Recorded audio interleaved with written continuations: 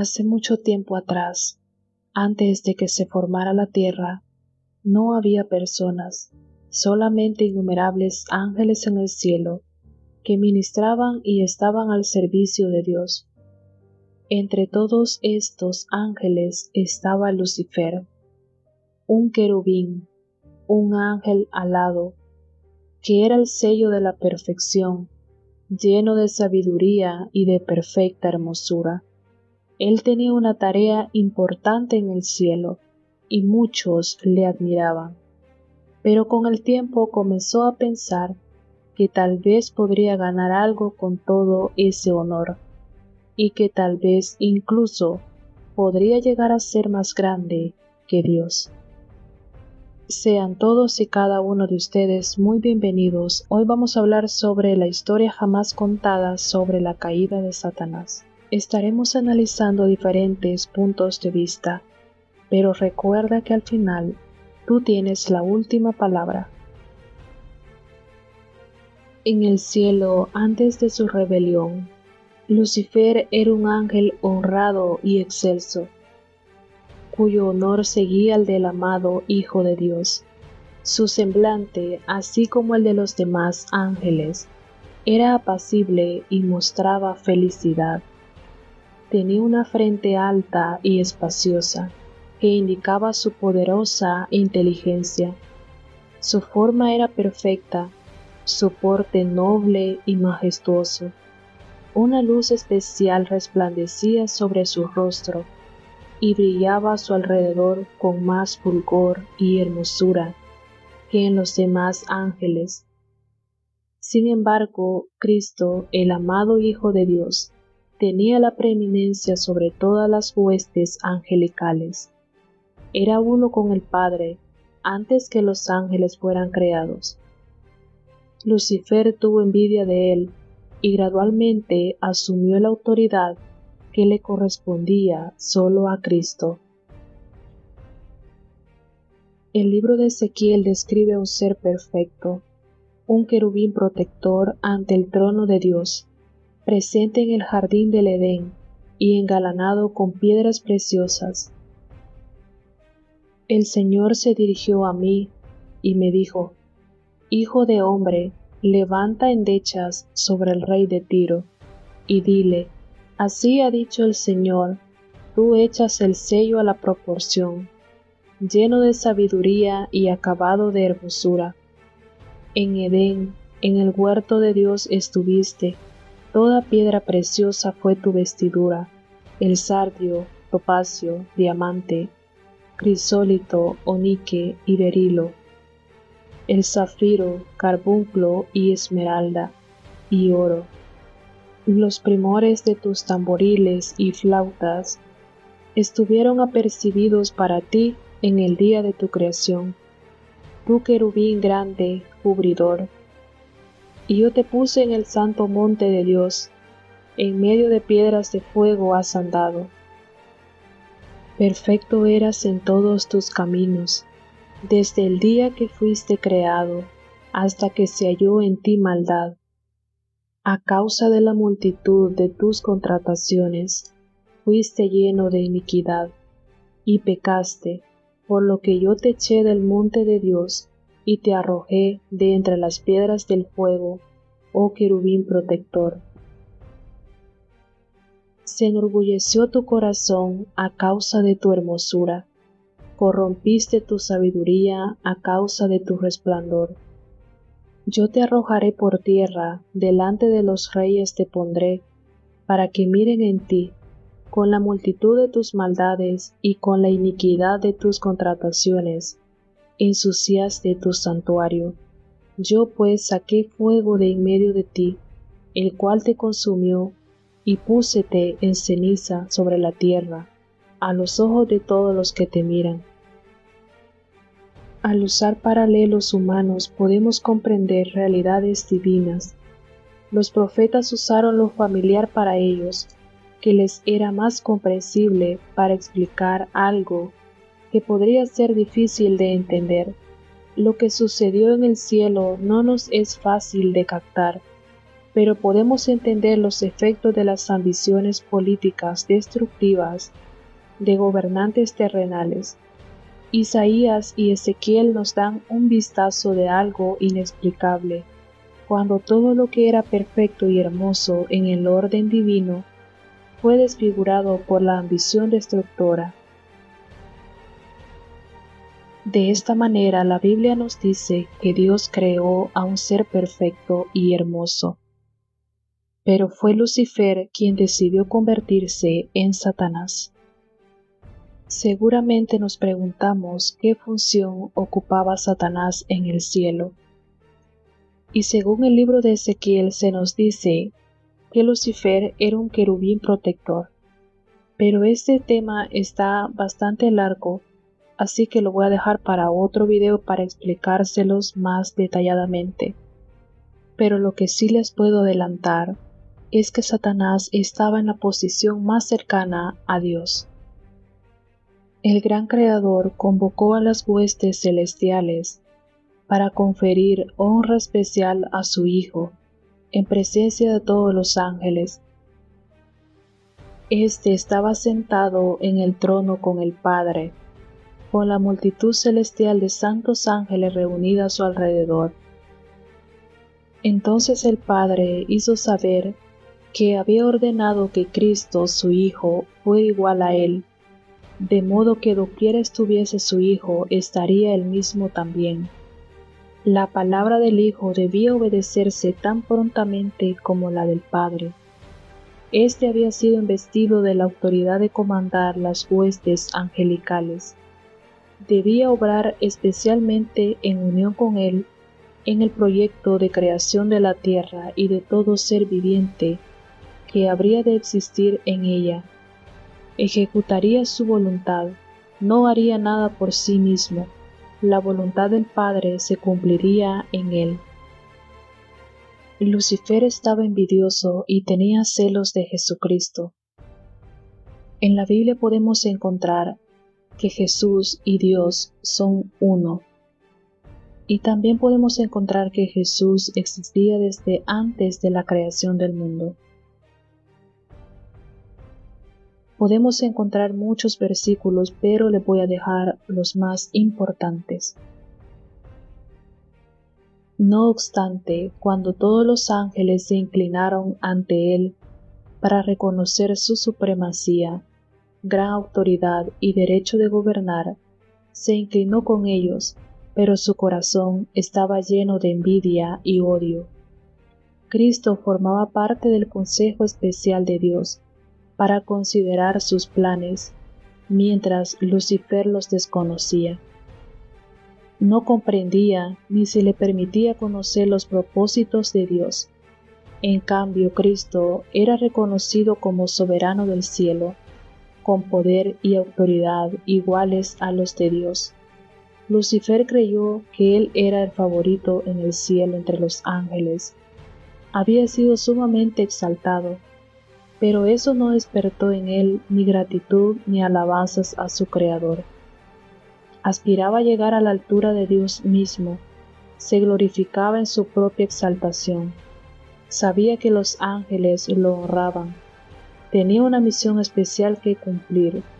Había estado cerca del gran Creador, y los persistentes rayos de la gloriosa luz que rodeaban al Dios eterno habían resplandecido especialmente sobre él. Pensó en cómo los ángeles habían obedecido sus órdenes con placentera celeridad.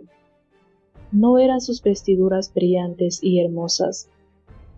¿Por qué había que honrar a Cristo más que a él? Salió de la presencia del Padre descontento y lleno de envidia contra Jesucristo. Congregó a las huestes angélicas, disimulando sus verdaderos propósitos, y les presentó su tema, que era el mismo. Como quien ha sido agraviado, se refirió a la preferencia que Dios había manifestado hacia Jesús, postergándolo a él. Les dijo que de allí en adelante toda la dulce libertad de que habían disfrutado los ángeles llegaría a su fin. ¿Acaso no se les había puesto un gobernador, a quien de allí en adelante debían tributar honor? Les declaró que él los había congregado para asegurarles que no soportaría más esa invasión de sus derechos y los de ellos, que nunca más se inclinaría ante Cristo. Hubo discusión entre los ángeles. Lucifer y sus seguidores luchaban para reformar el gobierno de Dios. Estaban descontentos y se sentían infelices porque no podían indagar en su inescrutable sabiduría, ni averiguar sus propósitos al exaltar a su Hijo y dotarlo de poder y mando ilimitados. Se rebelaron contra la autoridad del Hijo.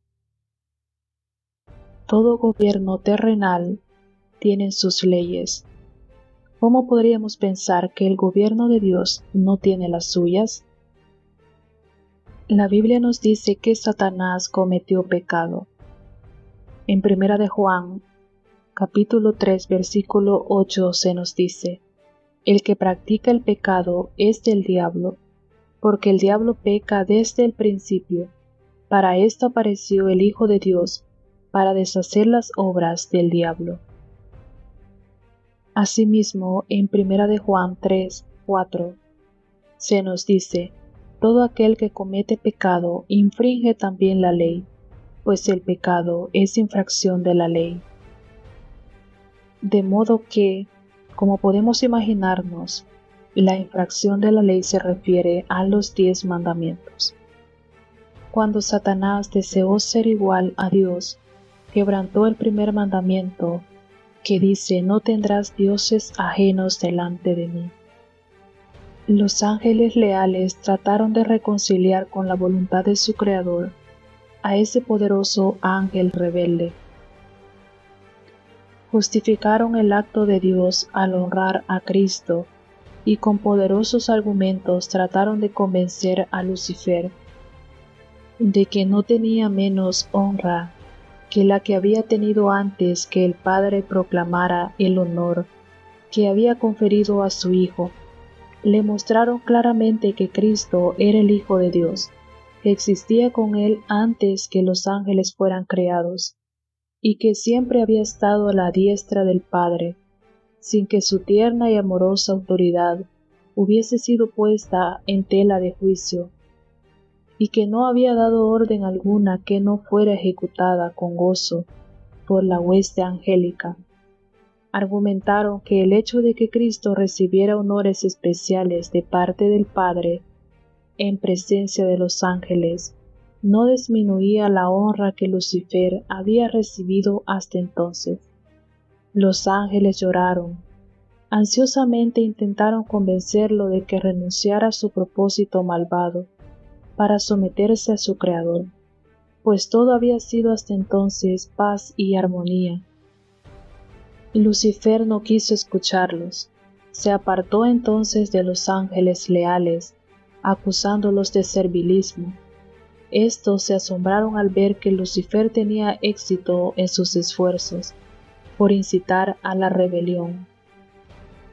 Les prometió un nuevo gobierno, mejor que el que tenían entonces, en el que todo sería libertad. Muchísimos expresaron su propósito de aceptarlo como su dirigente y comandante en jefe. Cuando vio que sus propuestas tenían éxito, se vanaglorió de que podría llegar a tener a todos los ángeles de su lado, que sería igual a Dios mismo, y su voz llena de autoridad sería escuchada al dar órdenes a toda la hueste celestial.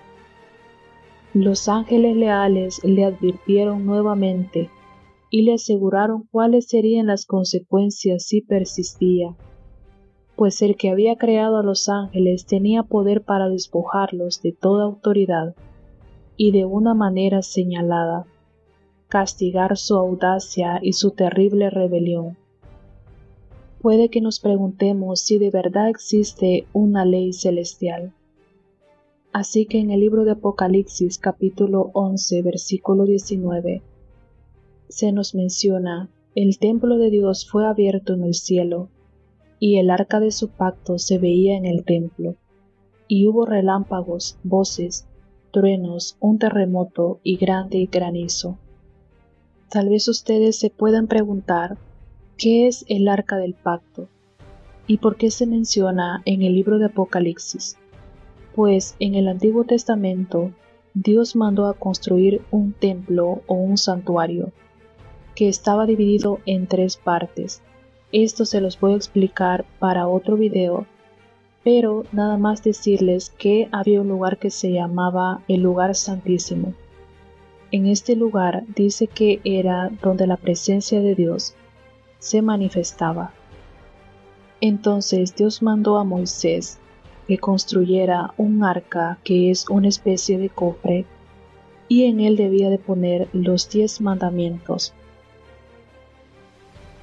Muchos de los simpatizantes de Lucifer se mostraron dispuestos a escuchar el consejo de los ángeles leales y arrepentirse de su descontento para recobrar la confianza del Padre y su Hijo. El poderoso rebelde declaró entonces que conocía la ley de Dios y que si se sometía a la obediencia, se le despojaría de su honra y nunca más se le confiaría su excelsa misión.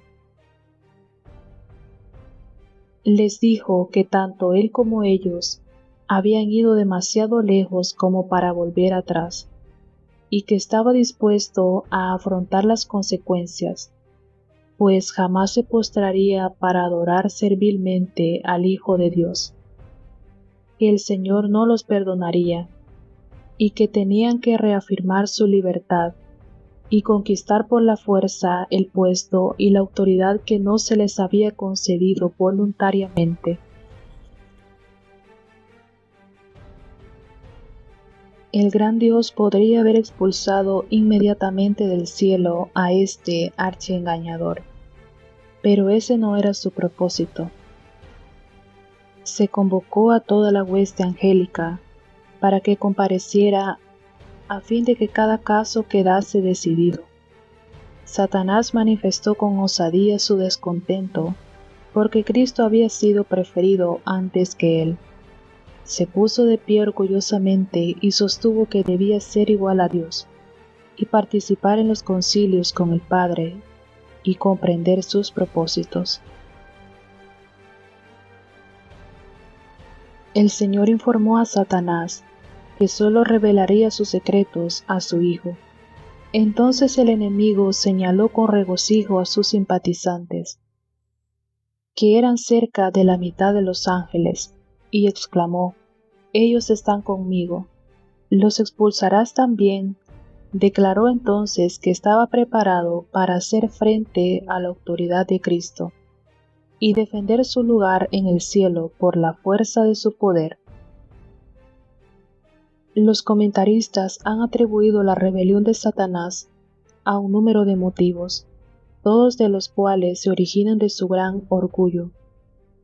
Estos motivos incluyen una negativa de inclinarse ante la humanidad en la ocasión de la creación del hombre, como se describe en las versiones armenia, georgiana y latina de la vida de Adán y Eva, y otra teoría de las cuales puede ser la más aceptada es que Dios declaró que todos serían sujetos a su Hijo, es decir, el Mesías, como se menciona en El Paraíso Perdido de Milton. En el libro de Apocalipsis capítulo 12 podemos encontrar diferentes eventos proféticos. Apocalipsis 12:4 nos dice: «Y su cola arrastraba la tercera parte de las estrellas del cielo, y las echó en tierra. Y el dragón se paró delante de la mujer, que estaba de parto, a fin de devorar a su hijo cuando hubiese nacido». Muchos creen que este versículo se refiere a la primera caída de Satanás, es decir, a cuando fue expulsado del cielo antes de la creación del mundo. Algo muy curioso que podemos notar es que se nos dice que las estrellas fueron lanzadas en tierra. Pero si pensamos en este punto de vista y nos preguntamos cómo es que fueron lanzadas en tierra, si la misma tierra no había sido creada, Es posible que se refiera a la tierra como la conocemos, o puede que tal vez sea un elemento simbólico, tal como se menciona en la bestia que sale de la tierra. Sabemos que en el libro de Apocalipsis, el mar representa a muchedumbre o una multitud, y la tierra significa como algo desolado. Ahora bien, lo importante de este versículo es notar que Satanás logró convencer a la tercera parte de los ángeles. Y puede que ahora surja la pregunta, ¿cuántos ángeles hay? En el mismo libro de Apocalipsis, capítulo 5, versículo 11, se nos dice: Luego miré y oí la voz de muchos ángeles que estaban alrededor del trono, de los seres vivientes y de los ancianos. Había millones y millones de ellos. Ahora sí podemos imaginar cuántos ángeles caídos deben de existir en nuestro mundo. ¿Cómo Satanás logró convencer a tantos ángeles? En Ezequiel 28:16 encontramos la respuesta. A causa de la multitud de tus contrataciones. Esta palabra se encuentra en otras partes de la Biblia, como en Ezequiel 22, versículo 9. Calumniadores hubo en ti para derramar sangre, y sobre los montes comieron en ti, hicieron en medio de ti perversidades. En el original hebreo, la palabra contratación es la misma palabra que calumniador, es decir que Satanás logró convencerlos calumniando a Dios. En Levíticos 19, versículo 16, podemos encontrar la misma palabra, solo que se traduce de manera diferente. En el libro de Apocalipsis se nos dice que Satanás arrastró con su cola a la tercera parte de los ángeles.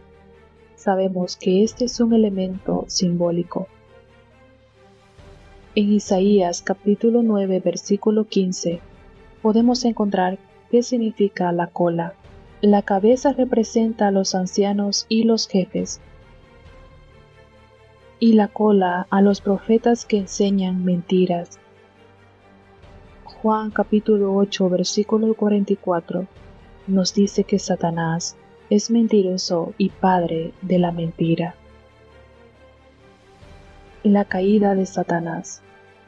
Isaías capítulo 14, del versículo 12 en adelante nos dice: ¿Cómo caíste del cielo, lucero de la mañana? Fuiste derribado por el suelo, tú que vencías a las naciones. Pensabas para tus adentros: voy a subir hasta el cielo, voy a poner mi trono sobre las estrellas de Dios, voy a sentarme allá lejos en el norte. Subiré más allá de las nubes, seré como el Altísimo.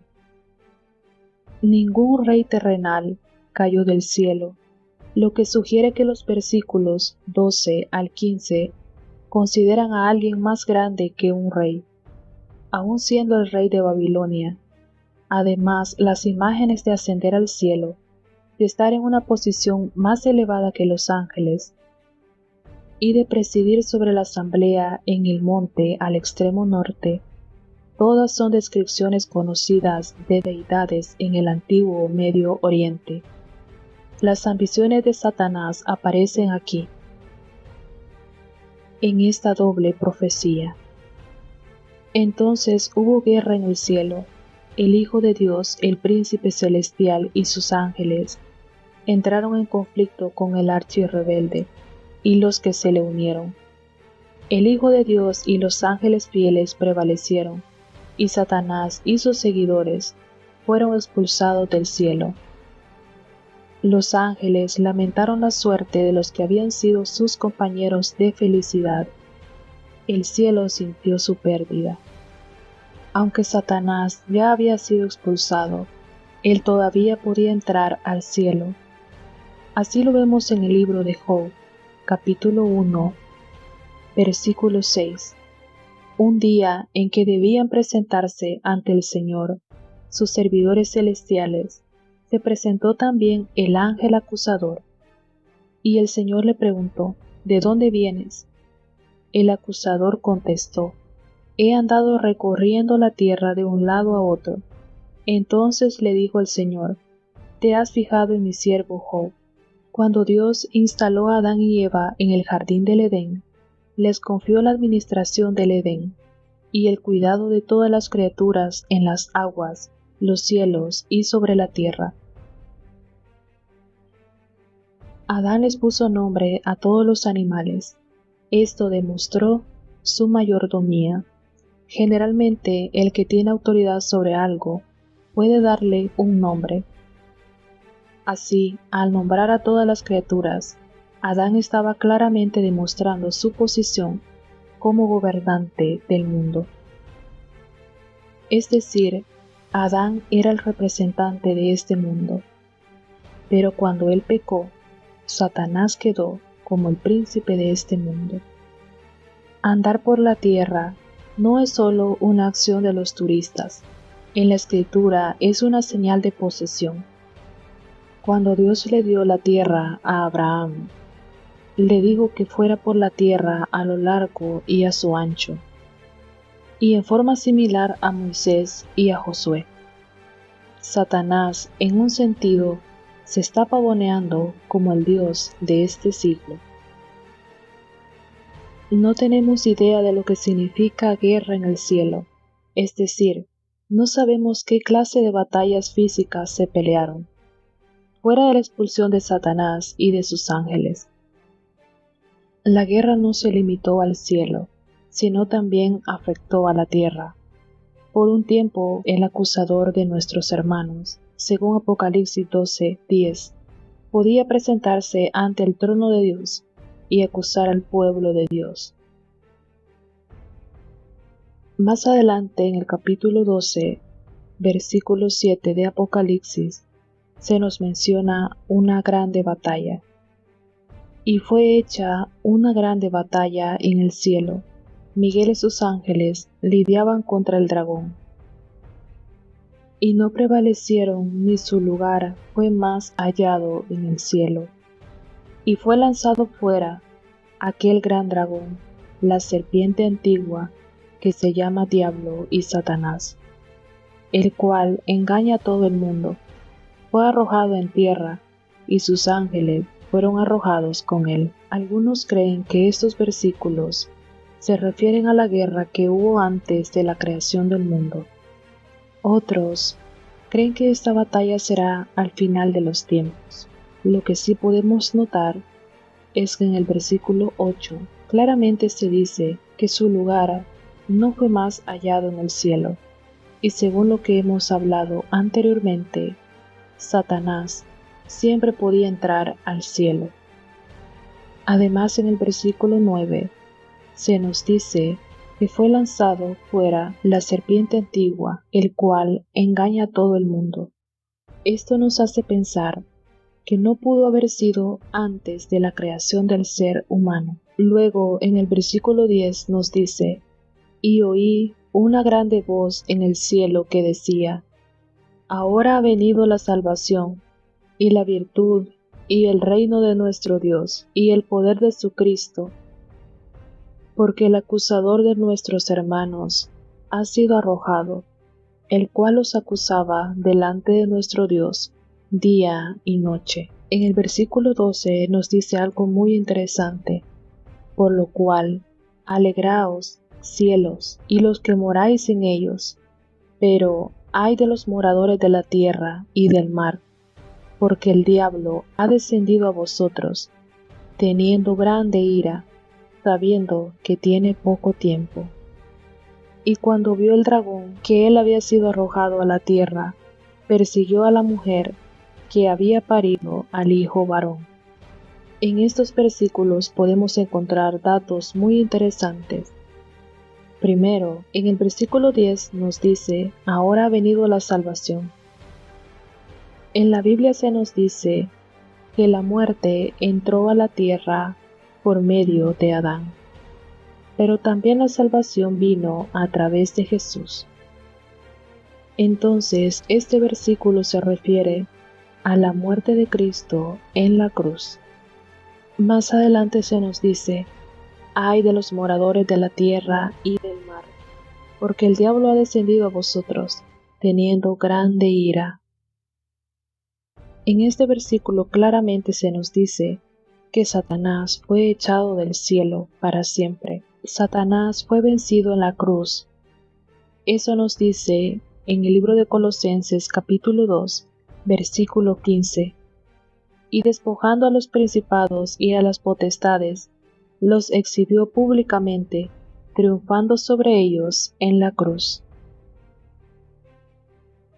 Cristo no entregó su vida hasta que hubo cumplido la obra que había venido a hacer, y con su último aliento exclamó: consumado es. La batalla había sido ganada, su diestra y su brazo santo le habían conquistado la victoria. Satanás, derrotado, sabía que había perdido su reino. Cuando Jesús vino al mundo, el poder de Satanás fue dirigido contra él. Desde que apareció como niño en Belén, el usurpador obró para lograr su destrucción. De toda manera posible, procuró impedir que Jesús alcanzase una infancia perfecta, una virilidad inmaculada, un ministerio santo y un sacrificio sin mancha. Pero fue derrotado, no pudo inducir a Jesús a pecar. Cuando Jesús estuvo en el sepulcro, Satanás triunfó, se atrevió a esperar que el Salvador no resucitara, exigió el cuerpo del Señor y puso su guardia en derredor de la tumba, procurando retener a Cristo preso. Se airó acerbamente cuando sus ángeles huyeron al acercarse el mensajero celestial.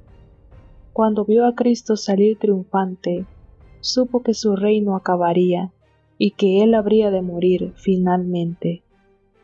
Satanás ya no puede entrar a los lugares celestiales, pero ahora se encuentra en la tierra, haciendo de las suyas, tratando de destruir a los seres humanos. La Biblia nos dice que todavía queda una tercera y una cuarta caída. La tercera será antes de los 1000 años, y la cuarta será cuando Satanás sea destruido para siempre.